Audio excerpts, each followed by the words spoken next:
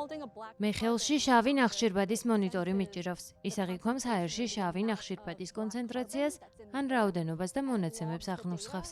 შემდეგ ის კომპიუტერში უნდა შევაერთოთ, ამით შეგვიძლია დავაკვირდეთ დაბინძურების დონეს, რომელსაც აქ ქუჩაში ვხვდებით.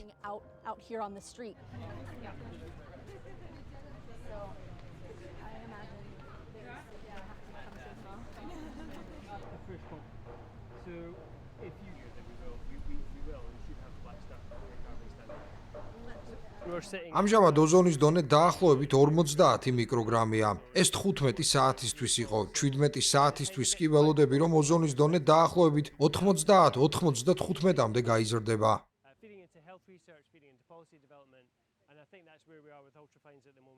There's health research on ultrafines, particular concern around workers at airports. There's a lot of ultrafines around airports, but we don't yet have enough evidence for having small, compact equipment like these sensors. ამ სენსორების მსგავსი პატარა კომპაქტური აღჭურვილობის ქონა ნამდვილად ცვლის დაბინძურების მონიტორინგს.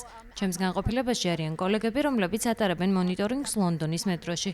ჩვენ შეგვიძლია ვნახოთ, რა დონის დაბინძურებაა ისეთ სივრცეებში, სადაც ისტორიულად არასდროს შეგვეძლო ძალიან დიდი ზომის მონიტორინგის აღჭურვილობის შეტანა. Whereas historically you never would have been able to take very large monitoring equipment down into those types of spaces.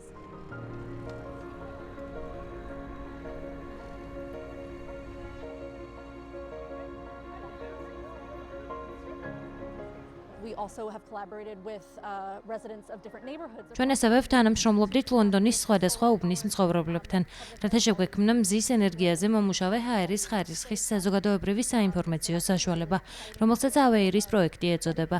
ეს იყო ქუჩებში ინფორმაციის ისეთი ფორმის გადანის საინტერესო მაგალითი, რომელიც რეალურად აღსაქმელია და კავშირშია სხვადასხვა აუდიტორიასთან და არ რჩება მხოლოდ კომპიუტერზე აპლიკაციის უკან ან სენსორში. Behind an app or inside a sensor.